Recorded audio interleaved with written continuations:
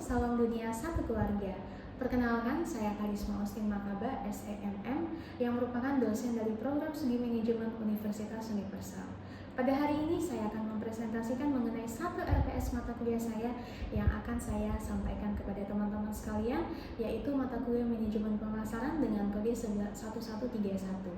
Pada mata kuliah ini nantinya akan fokus pada dimensi DEA, yaitu Delivery, Interaction, and Assessment. Yang pertama kita fokus kepada delivery. Jadi dalam proses delivery mata kuliah ini nanti akan menggunakan contextual interaction, kemudian discovery learning, kemudian problem based learning, dan small group discussion dengan total 4 SKS dikali 170 menit setiap SKS-nya. Dan setelah itu nanti juga materi ini juga akan blended, yaitu bisa melalui online, asinkronus dan juga sinkronus. Dan untuk interaction-nya sendiri nanti akan berupa tanya jawab interaktif, kemudian diskusi kelompok, kemudian presentasi kelompok, kemudian forum diskusi LMS, dan juga bimbingan dosen serta kolaborasi tim lintas fungsi. Yang ketiga, assessment. Pada topik yang diambil ini yaitu market research dan juga STP. Yang pertama nanti akan ada tugas analisis kasus sebesar 10% dan juga ada perumusan STP sebesar 10% dan juga UTS 15% dan UAS 15% dengan teknik penilaian berbasis tingkat analisis dan penerapan konsep. Untuk itu berikut saya lampirkan video pembelajaran saya di kelas. Selamat menyaksikan, terima kasih. Selamat malam semuanya. Gimana kabar teman-teman pada hari ini? Baik ya, puji Tuhan. Dan hari ini kita bertemu lagi di kelas kita Manajemen Pemasaran ya, untuk pertemuan yang kelima. Nah, kita kan kemarin sudah bertemu 1, 2, 3, 4. Teman-teman kurang lebih sudah paham ya konsep dasar mengenai pemasaran. Nah, sekarang kita akan masuk ke dalam pertemuan yang kelima. Apa itu pertemuan yang kelima? Yaitu kita membahas mengenai konsep pasar konsumen dan pasar bisnis. Oke, apa yang ingin kita capai dari mata kuliah ini? Yang pertama, teman-teman bisa mendefinisikan pasar bisnis dan menjelaskan pasar bisnis dengan pasar konsumen. Ya, pasar bisnis dan konsumen itu berbeda ya teman-teman ya. Nah, nanti kita akan bahas mengenai modelnya. Kemudian yang kedua ya, ini 2, 4, 5, 6 ini salah ya. Ini harusnya 1 sampai 4. Yang kedua, menyebutkan faktor-faktor utama yang mempengaruhi perilaku bisnis. Yang ketiga, menyebutkan dan mendefinisikan langkah-langkah dalam proses keputusan pembelian bisnis. Dan yang terakhir, teman-teman nanti mampu ya memahami, membandingkan antara pasar lembaga dan pasar pemerintah ya, dan menjelaskan juga bagaimana cara pembeli pada lembaga dan juga pembeli pada pemerintah dalam membuat keputusan pembeliannya. Nah, kemudian kajian konsep ya, pasar bisnis dan pasar konsumen memang ini memiliki beberapa kemiripan kan? Ada yang tahu kemiripannya apa? Pasar bisnis dan pasar konsumen. Ada yang tahu? Kalau pasar konsumen itu seperti apa sih pasar konsumen?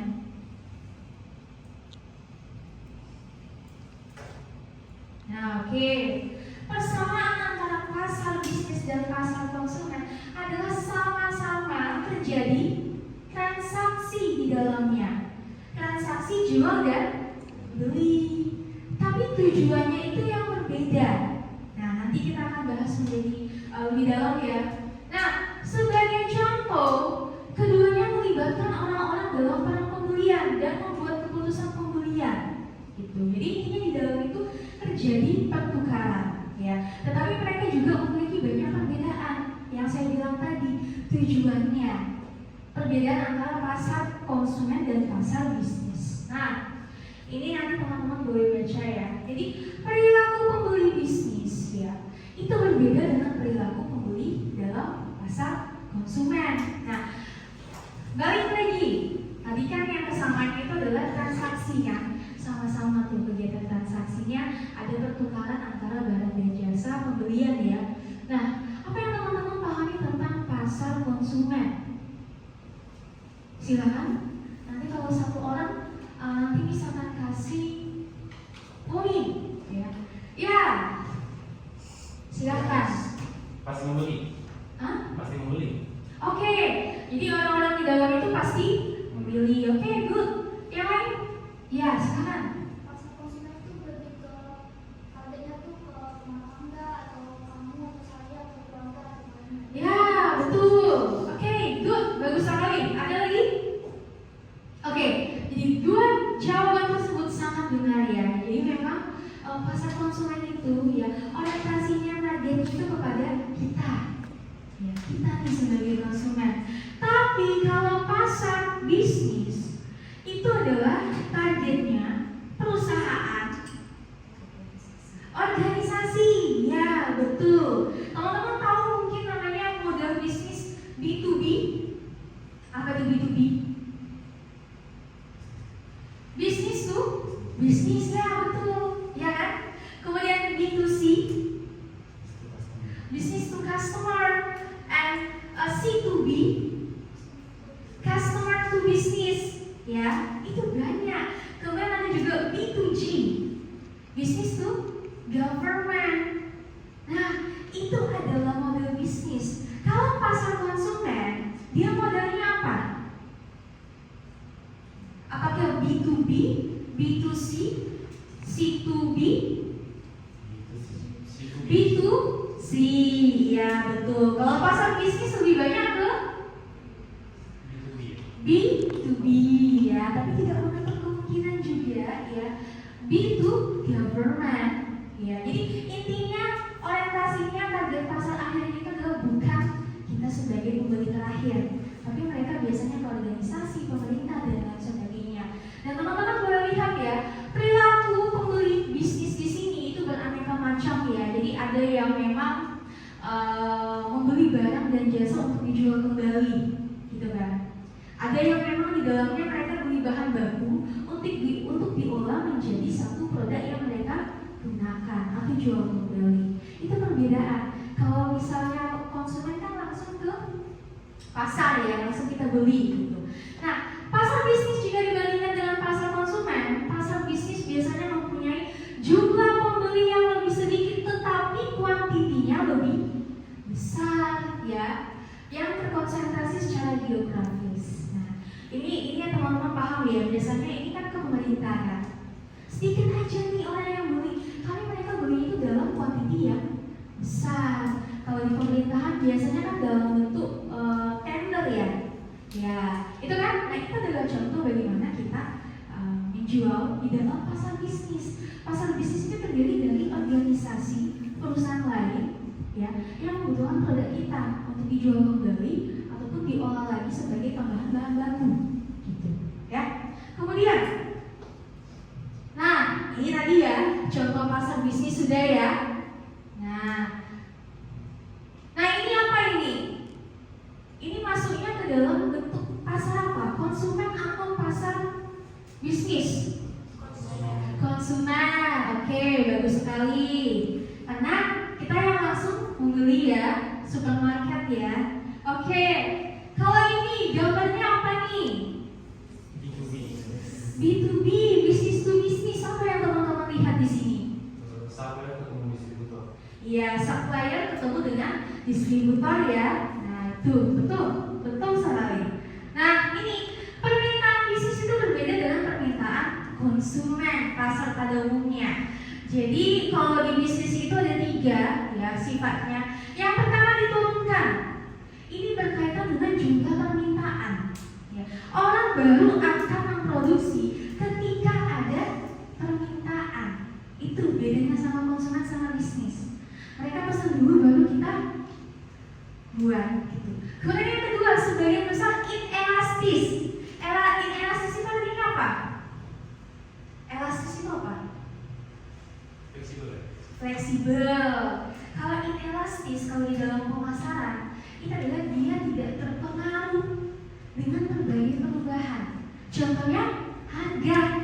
Jadi di dalam pemasaran itu ada namanya elastis dan inelastis. Elastis adalah konsumen-konsumen yang biasanya terjadi perubahan sedikit pun terhadap harga jelas mereka nggak peduli, ya. Mereka adalah tipikal konsumen yang memang saya nggak akan beli. Nah, contohnya di sini di dalam pasar bisnis mungkin adalah bahan-bahan baku yang premium, yang mungkin tidak ada substitusi. Apa itu substitusi? Ada ya? Penyalur. Salah. Dikit lagi. Adalah barang pengganti, bahan baku pengganti. Ya. Jadi ibaratnya sedikit. Makanya di sini orang-orang tuh tidak terpengaruh perubahan harganya, karena memang yang memiliki misalnya bahan baku atau barang ini hanya sedikit, gitu ya. Kemudian lebih berfluktuasi, permintaan di dalam pasar bisnis itu dipengaruhi dengan faktor makro, ya, ekonomi. Contohnya, ya, permintaan di dalam pasar itu dipengaruhi oleh ekonomi juga. Kalau misalnya nih perusahaan mobil, ya, contohnya perusahaan mobil ingin terjadi penurunan permintaan, mau nggak mau, mereka juga bahan bakunya, permintaan bahan bakunya akan menurun. Dan ini ibaratnya mereka dipengaruhi oleh ekonomi. Contohnya kayak COVID-19 kemarin kan, nah, ada beberapa produk yang memang permintaan kita sudah menurun, dan mau nggak mau di dalam pasar bisnis itu harus menyesuaikan. Misalnya kita mengalami penurunan permintaan 50%, berarti misalnya saya menjual mobil nih, permintaan akan ban itu juga ke supplier akan saya turunkan, ya, nggak 100% lagi, tapi saya turunkan setidaknya 20%, ya, untuk mengantisipasi kelebihan bahan baku, karena kan permintaan ini berfluktuatif, ya, tergantung kondisi apa nih sekarang yang terjadi. Perang dunia juga itu mempengaruhi, ya, ini mempengaruhi ekonomi makro, ya. Oke. Nah, keputusan pembelian. Kalau di dalam pasar konsumen, siapa yang memutuskan pembelian? Siapa? Kita sendiri, ya, nah. Kita sendiri. Kalau di pasar bisnis itu banyak pertimbangannya, stakeholder, ya kan? Gak hanya satu orang, tapi kita banyak yang mereka pertimbangkan. Orang-orang di dalam perusahaan itu juga akan ambil bagian dalam proses pengambilan keputusan, karena kan ini dia jangka panjang nanti hubungannya. Oke, situasinya ini bisa pembelian kembali langsung, pembelian kembali modifikasi, dan juga tugas baru, ya. Kemudian, nah, pusat pembeliannya, di mana sih pusat pembeliannya untuk pasar bisnis? Di sini, unit pembuat keputusan dari suatu organisasi pembelian atau pusat pembelian bisa terdiri dari banyak orang yang berbeda-beda, yang memainkan peran yang berbeda-beda pula. Contohnya kan tadi kayak tadi, ya, kita dengan pihak ketiga, lalu juga di hanya pihak ketiga, ada peran-perannya juga nanti di tengah-tengahnya, ya.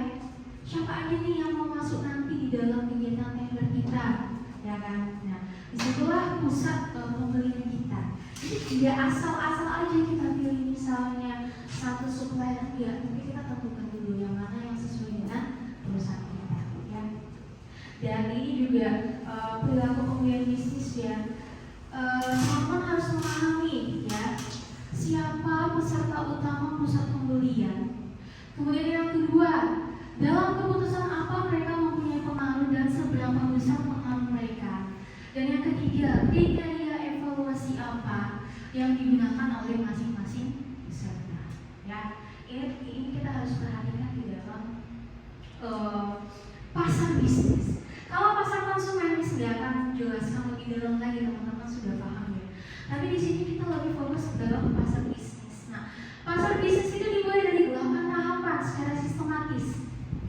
Yang pertama, mengenali masalah, ya. Mengenali masalah ini tujuannya untuk apa? Mengetahui apa yang kita butuhkan, need and want, ya. Kemudian yang kedua, deskripsi kebutuhan umum. Kemudian dari deskripsi kebutuhan umum langsung ke spesifikasi produk, kemudian pencarian pemasok, pengumpulan proposal, pemilihan pemasok, kemudian spesifikasi pesanan rutin, dan penjualan ulang kinerja. Ini step by step yang dilakukan di dalam pasar bisnis. Kalau konsumen, di dalam pasar konsumen, gak perlu kita jualan, orang beli, gitu kan. Nah, ini disesuaikan dengan kebutuhan dari perusahaan tersebut, ya. Oke, tahap yang dilalui ya nanti teman-teman boleh baca. Nah, di dalam pasar bisnis sekarang itu ada namanya e-procurement. Artinya apa? Ini merupakan satu sistem. Sistem kalau misalnya di dalam pasar konsumen itu sama kayak marketplace, tahu ya? Nah, ini adalah sistem yang menjadi perantara antara penjual dan pembeli di dalam pasar bisnis. Ya. Contohnya kalau di dalam pasar konsumen ya Shopee dan lain-lain ya. Tapi kan itu modelnya beda, itu adalah B2C. Nah, kalau di sini ini hanya khusus untuk B2B ataupun B2G. G itu apa tadi? Government, ya. Oke. Nah, ini e-procurement saat ini sedang terjadi karena kan memang sekarang perubahan perilaku konsumen yang memang pengen yang canggih-canggih ya. Nah, sekarang itu memang internet itu memang memberikan kita akses yang sangat luar biasa ya.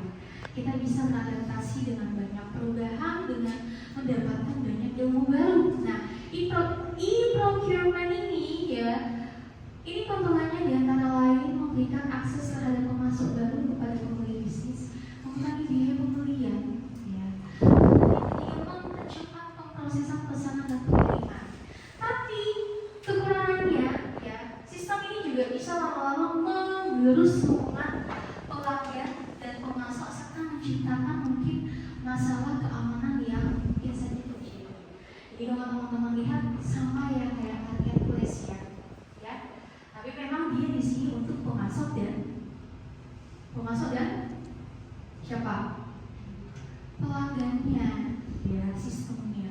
Nah, ini perkembangannya ya teman-teman boleh lihat nanti. Nah, satu contoh e-procurement ya milik swasta sekarang itu adalah Alibaba.com. Ya. Di Alibaba ini mempertemukan antara perusahaan supplier dan juga pelanggannya. Ya, di dalam Alibaba ini kan kita bisa membeli banyak bahan baku kan. Orang-orang biasanya membeli bahan baku dari Alibaba.com. Ini adalah contoh satu sistem yang digunakan untuk mempertemukan transaksi di dalam pasar bisnis. Ya. Berbeda sama Shopee kan biasanya bisnis langsung ke customer kan. Ini yang masuk di sini adalah perusahaan-perusahaan yang mencari supplier di Alibaba.com. Dan ini di Indonesia juga banyak sangat digunakan. Ya. Nah, kemudian terakhir ini kita membahas mengenai pasar lembaga dan pasar pemerintah. Nah, pasar lembaga itu adalah organisasi. Contohnya seperti apa? Sekolah, rumah sakit, penjara, ya. Kemudian pasar pemerintah. Contohnya apa? Yang kantor-kantor pemerintahan ya. Contohnya apa sekarang? Di Batam ini. BP Batam, Pemkop dan lain sebagainya kan? Itu adalah pasar pemerintah. B2G, oke, ya. Nah, ini adalah jenis pasar lain. Nah, di pasar lembaga, ya ini teman-teman bisa lihat, pasar ini mempunyai karakter yang ditentukan oleh anggaran denda dengan captive pattern. Artinya apa? Captive pattern. Apa yang tahu? Apa artinya? Ini adalah di mana ya, pasar itu hanya pasar itu yang menyediakan satu produk. Ibaratnya kita nggak punya pilihan lain, hanya lembaga itu yang menyediakan. Kita nggak punya pilihan lain. Kalau dalam artian mungkin ada lebih ininya ya. Ini lebih kepada kita dipaksa karena kita tidak punya pilihan lain. Anggarannya rendah, ya, anggarannya rendah, dan kita ibaratnya tidak punya pilihan lain. Karena cuma mereka yang menyediakan. Contohnya misalnya apa? Apa contohnya? Pasar yang misalnya mau nggak mau kita dipaksa untuk beli nih, dia ada pilihan lain. Mereka ini biasanya bukan menciptakan konsumen yang loyal, tapi karena pilihan mau nggak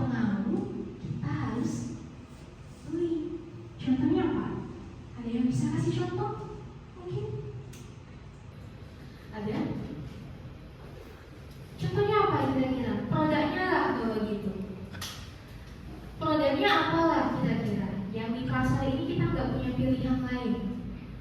Kita merasa mungkin ada ketidakpuasan, tapi kita nggak punya pilihan lain. Kita tetap harus beli produk ini. Contohnya apa? Ibaratnya dia sudah monopoli lagi dalam pasar. Apa misalnya? Produknya, kita lihat. Kalau PLN, sekarang ada pilihan lain nggak kita selain PLN? Tidak. Ada kan? Yakin? Bisnis. Oke. PDAM? Ada nggak pilihan lain? Ada ini. Di Batam ada. TV. ATB. Iya. Iya.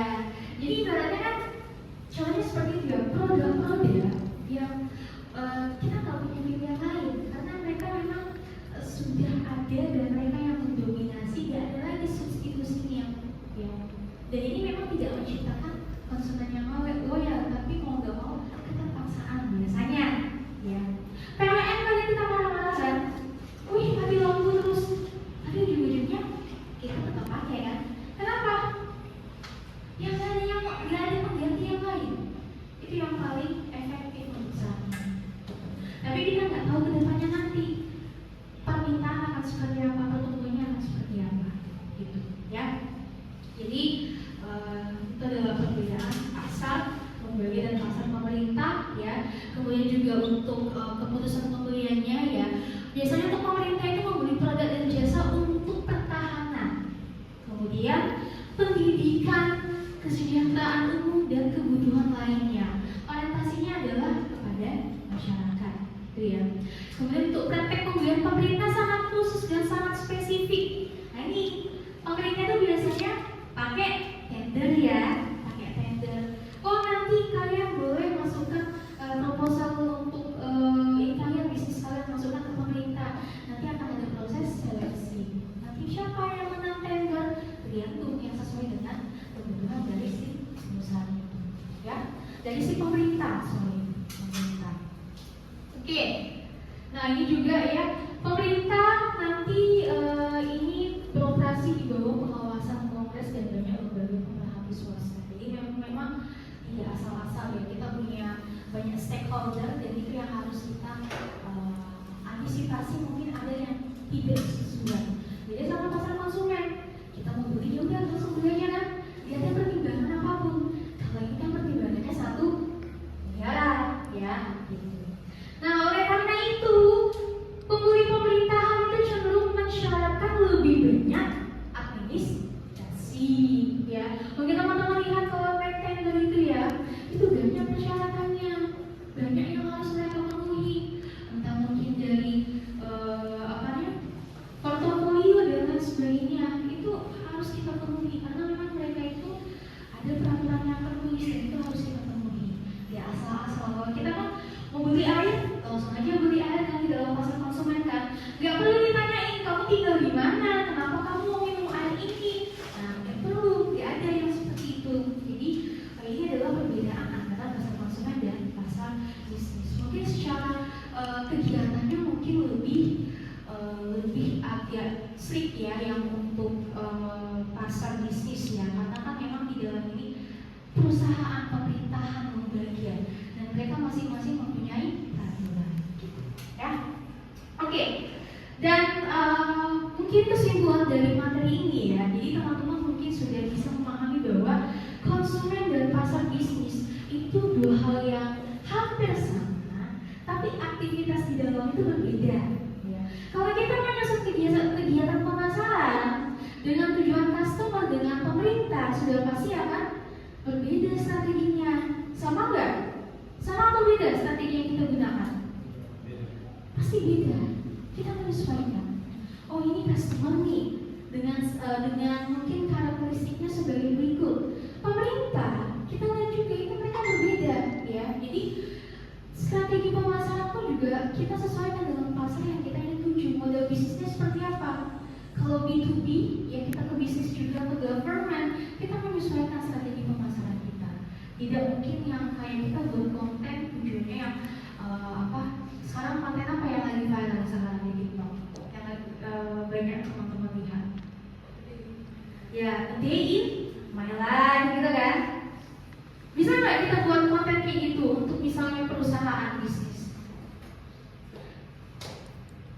aja, tapi kita sesuaikan dengan nilai dan budaya dari perusahaan itu, bisnis lembaga atau pemerintahan.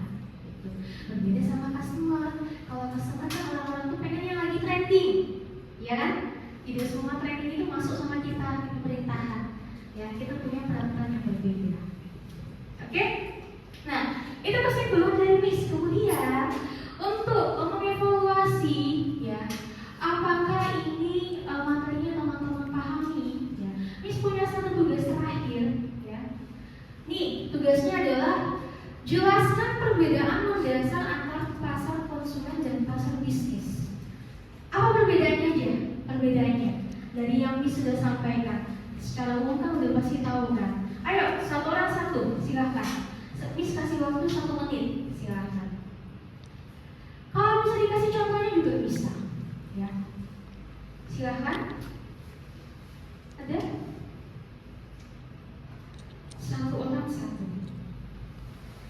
MIS kasih waktu selama 1 menit. Oke, udah mulai berjalan. Apa perbedaan yang teman-teman lihat? Yang teman-teman rasakan dari yang sudah kita jelaskan tadi? Apa? Ada yang mau bantu? Satu aja temannya kalau misalnya mau. Satu atau 2 orang? Ayo. 1 atau 2 orang? Miss tunggu sampai 1, 2, 3, 4, 5. Ayo, Arianti. Kalau pasar konsumen itu dia konsumsinya untuk diri sendiri. Kalau misalnya pasar bisnis itu pasar yang terdiri dari organisasi atau perusahaan yang membeli barang atau jasa untuk diolah kembali. Ya, oke, bagus sekali dari Haryanti. Oke, satu lagi. Haryanti udah, satu lagi. Ayo.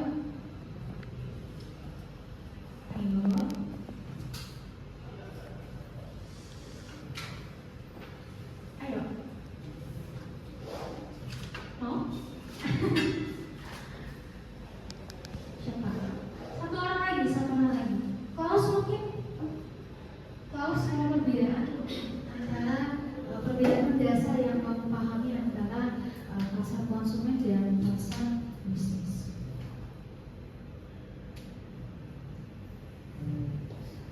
Kalau pasar konsumen tadi kayak konsumen diri sendiri, sedangkan pasar bisnis itu mungkin ada masih yang Oke, terima kasih. Bagus sekali berdua ya. Ada lagi yang mau menambahkan? Oke, kalau nggak ada mungkin disimpulkan ya. Jadi jawaban dari teman-teman itu sudah menjawab ya, bahwa memang yang mendasar itu adalah orientasinya, ya. Kalau misalnya pasar konsumen kita beli untuk diri kita sendiri, tanpa ada pertimbangan khusus lainnya kan. Oh, ini kebutuhan saya beli. Tapi kalau untuk pasar bisnis itu banyak pertimbangannya, karena kan memang nanti akan digunakan untuk keberlangsungan satu negara, pemerintah ataupun mungkin juga perusahaan swasta lainnya. Jadi memang orientasinya berbeda, tapi tujuannya sama, di dalam akan terjadi interaksi pertukaran pembelian dan penjualan. Ya. Tapi memang model bisnisnya yang berbeda. Oke, sangat luar biasa sekali teman-teman sudah memahami dengan baik ya untuk perbedaan mendasar, dan ini hasil evaluasi ini teman-teman sudah paham mengenai konsep dasar mengenai antara pasar bisnis, pasar konsumen, dan juga tadi ini namanya pasar pemerintahan ya. Pasar bisnis itu dibagi menjadi 2, lembaga dan pemerintahan. Gitu. Ya, jadi kurang lebih seperti itu, dan mungkin pada hari ini nanti minggu depan kita akan masuk ke dalam materi yang selanjutnya, dan terima kasih banyak ya teman-teman untuk kesediaan teman-teman pada malam hari ini mengikuti mata kuliah kita dengan sangat luar biasa, dan nanti minggu depan kita akan bertemu lagi dengan topik yang berbeda lagi ya, sambungan dari topik